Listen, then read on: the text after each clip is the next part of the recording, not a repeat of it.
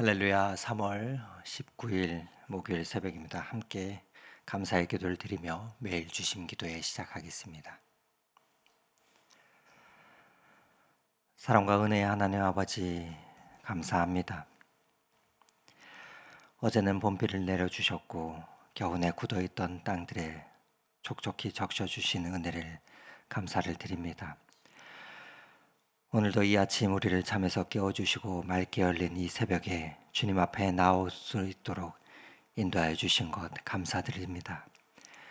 이 자리에 나와 엎드린 모든 성도님들의 각자의 기도의 제목을 주님 기억하여 주시고 축복하여 주시옵소서. 사랑의 하나님 아버지, 우리 노프트 덕소교회를 인도하여 주시옵소서. 마음에 무거운 짐을 안고 살아가는 성도님들 한 분 한 분 그 짐들을 주님 앞에 날마다 내려놓게 하시고 주님과 더 깊은 신뢰로 나아가 기도하는 공동체가 되게 하여 주시옵소서. 우리의 솔직한 고백과 간구 가운데 오늘도 주님의 살아있는 말씀이 임하게 하여 주시고 특별히 지구촌 곳곳에서 복음을 증거하는 선교의 동력자들을 위해 하나님의 위로하심이 있게 하여 주시옵소서. 사랑의 하나님 아버지, 우리는 지금 주님의 고난과 십자가를 묵상하는 사순절을 보내고 있습니다. 이 거룩한 계절 가운데 또한 세례와 입교로 또 유아 세례를 준비하는 가정들이 있습니다. 준비의 과정 하나하나 가운데 형식이 아니라 주님을 진정으로 만나게 하여 주시고 십자가 앞에 서는 그 시간에 믿음이 더욱더 깊이 단단히 세워지는 그러한 시간이 되게 하여 주셔서 세례의 날에 죄시심의 은혜와 하나님의 자녀가 되는 그 감격을 온 마음으로 고백하는 그러한 복된 성도님들이 될 수 있도록 인도하여 주시옵소서. 유아 세례를 준비 중인 가정에는 어린 생명들을 하나님께 올려드리며 평생 서약하며 나아가는 부모들에게 믿음으로 자녀를 양육할 수 있는 신실한 가정이 되게 하여 주시고 그 믿음을 또한 허락하여 주시옵소서. 이 봄에 생명이 돋아나듯이 우리 안에도 새롭게 주님께 헌신하는 귀한 영혼들이 더해질 수 있도록 주님 인도하여 주시옵소서. 은혜가 많으신 하나님 아버지, 오늘도 이 새벽에 특별히 아픔을 안고 주님 앞에 엎드린 성도님들을 주님께 의탁합니다. 항암 치료를 마치고 요양병원에서 재활 중인 성도님이 있습니다. 연하장애로 어려운 가운데 있사오니 모든 삼키는 기능이 회복되게 하여 주시옵소서. 또한 뇌출혈 수술 후에 일반 병동으로 옮기는 과정 중에 있는 성도님이 있습니다. 하나님 속히 회복의 걸음이 날마다 더해지게 하여 주시옵소서. 또한 손가락에 거대 세포종 수술을 받은 집사님이 계십니다. 상처가 깨끗이 아물게 하여 주시고 재발 없이 완전한 회복이 되게 하여 주시옵소서. 또한 척추 측만증으로 수술 이후에 재택에서 치료 중인 회복 중인 주님의 아들이 있습니다. 척추가 바르게 자리 잡게 하여 주시고 건강하게 회복되게 하여 주시옵소서. 하나님, 지금도 여러 질병 가운데 고통 가운데 있는 성도님들을 기억하여 주시고 각 성도님들 곁에 수고하는 가족들에게 위로와 평안이 되어가게 하여 주옵소서. 몸 안에 있는 약한 것들이 십자가의 보혈의 능력으로 회복되게 하여 주시고 생명의 기운을 불어넣어 주시옵소서. 사랑의 하나님 아버지, 이제 주님의 말씀 앞으로 나아갑니다. 우리 각자가 안고 있는 것들을 주님 앞에 솔직히 내려놓는 그러한 용기를 허락하여 주시고 오늘도 말씀 가운데 그 말씀이 우리의 심장 깊이 닿게 하여 주옵소서. 기도의 자리 가운데 더 가까이 나아가 엎드리는 이 하루가 되게 하옵소서. 오늘도 우리를 사랑하시며 우리를 품으시는 우리의 구원자 되신 예수 그리스도 이름 받들어 기도드립니다. 아멘. 오늘 함께 은혜 나눌 하나님의 말씀은 요한복음 14장 1절에서 14절의 말씀입니다. 요한복음 14장 1절에서 14절에 하나님의 말씀을 저와 여러분이 교독하도록 하겠습니다. 너희는 마음에 근심하지 말라. 하나님을 믿으니 또 나를 믿으라. 내 아버지 집에 거할 곳이 많도다.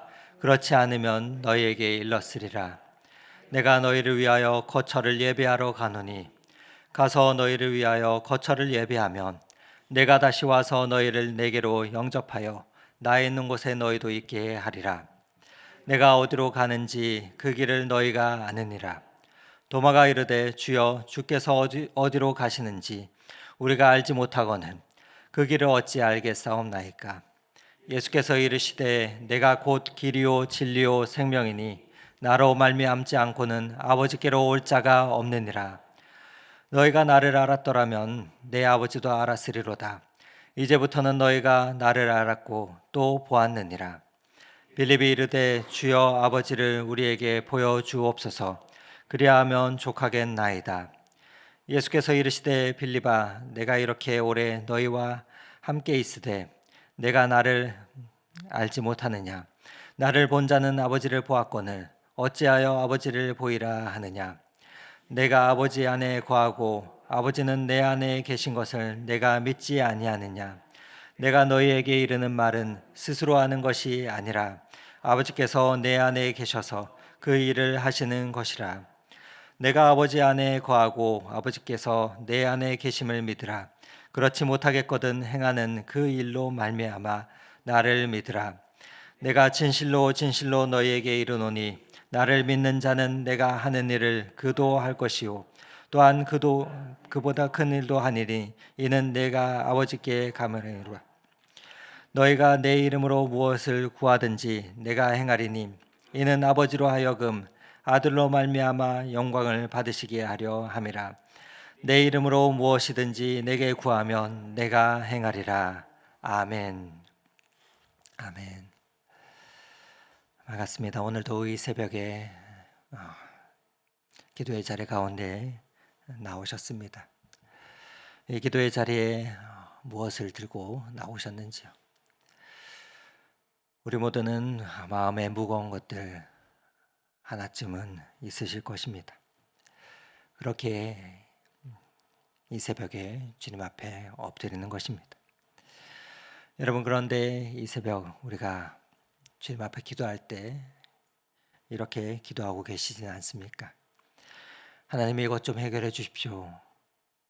또는 하나님 알아서 해주세요 하고 그렇게 기도하시지는 않습니까?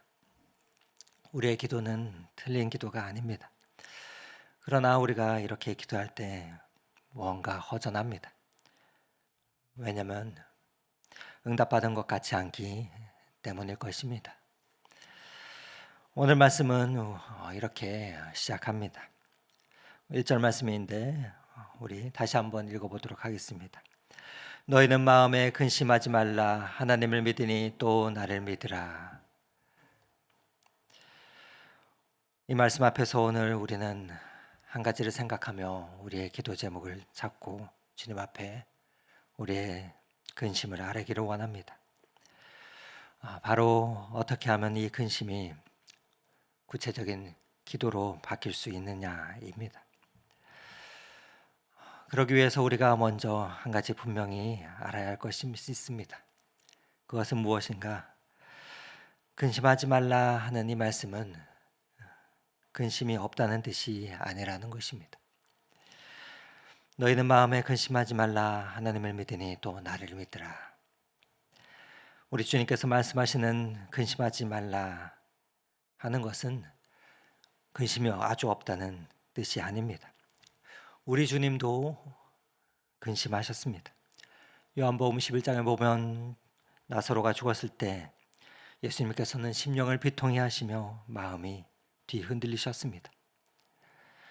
그리고 12장에는 보면 십자가를 앞두고 우리 주님도 이렇게 친히 고백하십니다. 지금 내 마음이 괴로우니 무슨 말을 하리요.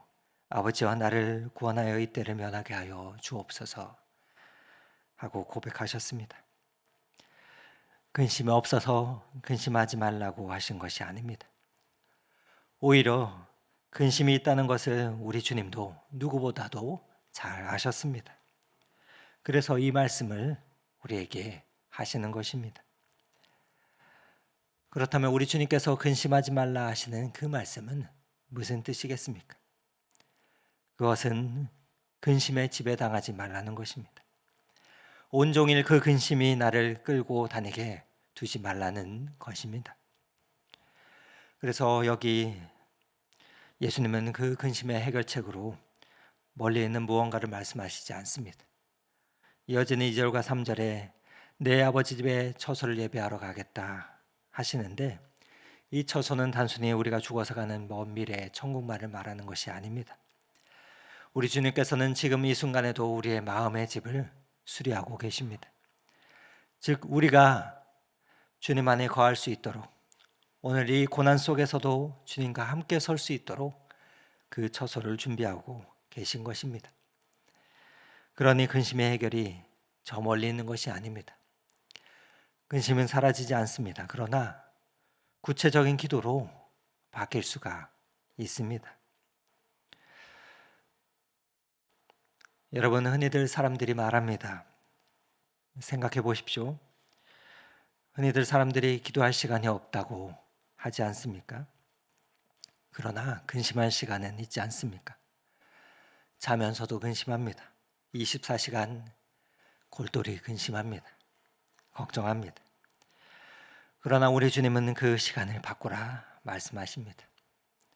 근심하는 그 시간을 주님께 아뢰는 시간으로 바꾸라고 말씀하십니다. 그러면 어떻게 우리가 기도해야 되겠습니까? 오늘 본문에 가장 중요한 장면이 나옵니다. 4절 말씀에 예수님은 우리에게 이렇게 말씀하십니다. 내가 어디로 가는지 그 길을 너희가 아느니라 말씀하십니다. 그러자 제자 중 하나인 도마가 손을 들고 말합니다. 5절 말씀에 이어서 도마는 이렇게 묻습니다. 주님, 주께서 어디로 가시는지 우리가 알지 못하거늘 그 길을 어찌 알겠사옵나이까? 도마의 말은 이 말입니다. 주님, 제가 모르겠습니다. 주님, 우리는 모르겠습니다. 솔직한 한 문장입니다. 막막하다는 고백입니다. 그런데 이 도마의 고백이 없었다면 예수님의 다음 말씀도 없었을지 모르겠습니다. 도마가 그렇게 말했기에 예수님이 우리에게 이렇게 말씀해 주는데, 6절 말씀 우리 한 목소리로 함께 읽어보도록 하겠습니다. 예수께서 이르시되 내가 곧 길이요 진리요 생명이니 나로 말미암지 않고는 아버지께로 올 자가 없느니라. 성경에서 예수님이 자기 자신에 대해서 가장 명백하게 선언하신 말 중 한 말씀인 이 말씀은 도마의 솔직한 물음 때문에 선포가 되었습니다. 그러면서 이어서 또 다른 제자인 빌립은 이렇게 말하죠. 9절 말씀에 주여 아버지여 우리에게 아버지를 보여주시옵소서 묻는 물음에 예수님의 대답은 이렇게 응답하십니다. 너희가 나를 알지 못하겠느냐? 나를 본 자는 아버지를 보았거늘 어찌하여 아버지를 보이라 말하느냐? 말씀하십니다. 여러분에게 하나님은 어떤 분이십니까? 하나님이 어떤 분이신지 두려운 분이 계십니까? 하나님께서 나를 어떻게 생각하실지 불안하신 분이 계십니까? 그러나 하나님은 죄인의 손을 잡으시고 우는 자 옆에서 함께 우시며 지친 자에게 수고하고 무거운 짐진 자들아 다 내게로 오라 말씀하시는, 우리를 사랑하시는 그 주님의 눈길을 가지신 분이십니다. 그 시선이 하나님의 시선입니다.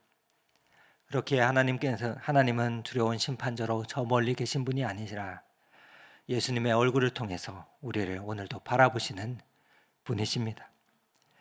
그 하나님이시기에 우리는 그 하나님 앞에서 엎드려 구체적으로 우리의 기도 제목을 낱낱이 아뢰 수가 있습니다. 그리고 솔직하게 도마처럼 말할 수가 있습니다. 우리 주님도 겟세마네에서 기도하실 때 그냥 아버지께서 알아서 해주세요 하며 기도하시지 않으셨습니다. 주님, 이 잔을 내게서 옮기시옵소서 구체적으로 아뢰었습니다. 그리고 그 기도의 끝에 나의 뜻대로 마시고 아버지의 뜻대로 하옵소서 더 하셨던 것입니다. 여러분, 오늘 우리의 마음속에 근심이 무엇입니까? 도마처럼 주님, 이것이 저의 막막함입니다. 도마처럼 주님, 저는 아무것도 모르겠습니다. 자세히 아뢰어 보시기 원합니다. 우리의 근심은 일순간 사라지지 않습니다. 그러나 구체적인 기도로 바뀔 수 있습니다.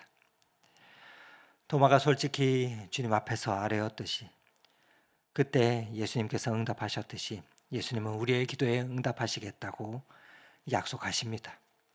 우리 13절과 14절 말씀인데, 이 말씀 다시 한번 같이 한 목소리로 봉독해 보도록 하겠습니다.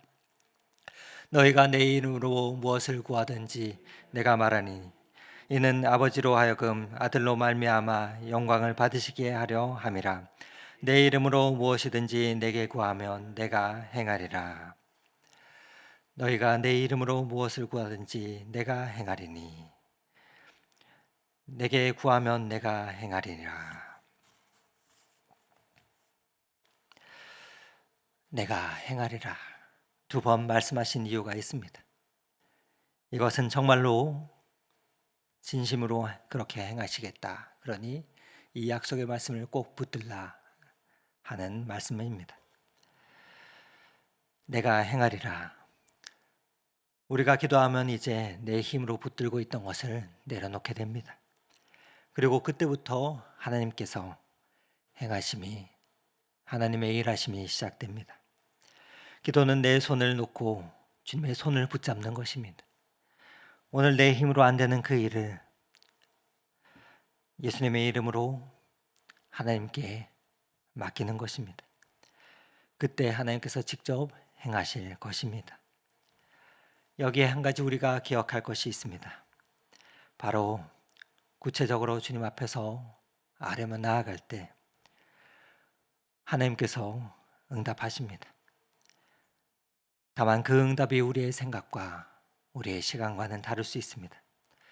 그러나 하나님의 더 좋은 방법으로 이루어질 것입니다. 겟세마네 예수님께서도 이 잔을 옮겨달라 간구하셨지만 그 잔은 옮겨지지 않았습니다. 그러나 응답이 없었던 것이 아니라 더 깊은 방식으로 하나님께서 일하셨습니다. 14절 끝에 예수님의 기도의 목적도 분명히 말씀합니다. 아버지로 하여금 영광을 받으시게 하려 함이라. 우리의 근심이 하나님의 영광으로 연결될 수 있음을 보여주는 것입니다. 내 막막함이 하나님의 일하시는 통로가 될 수 있습니다. 근심을 붙들고 있으면 무거워지고 기도를 올려드리면 하나님이 일하십니다. 오늘 말씀을 정리하기 원합니다. 여러분, 근심은 우리의 현실입니다. 이를 우리 주님도 아셨습니다. 그래서 근심하지 말라 오늘 말씀하십니다. 그 말씀은 근심에 지배당하지 말라는 것입니다. 그리고 근심에 지배당하지 않는 방법을 보여주셨습니다. 도마처럼 솔직하게, 빌립처럼 용기 있게 주님 앞에 나와 구체적으로 아뢰십시오. 그때 우리 주님께서 내가 행하리라 약속하고 계십니다. 기도는 문제를 없애는 것이 아니라 문제의 주인을 바꾸는 것입니다. 그렇게 오늘 이 새벽에 이렇게 기도하기 원합니다. 우리의 기도 제목을 가지고 막연히 도와주세요가 아니라 하나님, 이것이 저의 막막함입니다. 주님이 문제를 주님께 맡깁니다. 주님께서 직접 해결해 주시고 행하여 주시옵소서 하며 깊이 주님 앞에서 나와 엎드려 간구하는 이 아침이 되기를 간절히 소망합니다. 근심은 사라지지 않습니다. 그러나 구체적인 기도로 분명 바뀔 수 있습니다. 근심이 기도가 되고 그 기도가 주님께서 직접 일하시는 그 행하시는 시발점이 되는 이 아침이 되실 수 있기를 오늘 이 말씀 의지하여 축원을 드립니다. 그 기도 가운데 하나님께서 일하시는 이 하루를 보시는 저와 여러분이 다 되실 수 있기를 축원합니다. 함께 기도 드리시겠습니다. 사랑의 하나님 아버지, 오늘도 이 새벽 우리의 마음 가운데 근심과 걱정을 안고 나와 엎드립니다. 주님은 아십니다. 우리에게 근심이 있다는 것을. 그러나 하나님 아버지, 이제 그 근심을 없애려 하지 않겠습니다. 그 근심을 들고 걱정을 들고 주님 앞으로 나아가 엎드리겠습니다. 그리고 도마처럼 아뢰고 빌립처럼 아뢰겠습니다. 주님, 우리가 오늘도 이 새벽에 기도할 때 주님이 직접 행하신다 약속하여 주셨으니 그 약속 붙들고 이 하루를 시작하오니 주님 그 약속을 행하여 주시옵소서. 주님을 바라는 우리의 모습이 주님의 보시기에 기뻐하는 그 모습이 되게 하여 주시고 우리의 근심이 기도가 되고 그 기도 가운데 일하시는 주님을 목도하는 이 복된 한 날이 되게 하여 주시옵소서. 오늘도 이 하루를 주님께 의탁하오며 우리를 사랑하시는 예수 그리스도 이름 받들어 기도드렸습니다. 아멘. 계속해서 각자의 기도 제목을 가지고 더 깊은 기도 자리로 나아가 아뢰겠습니다.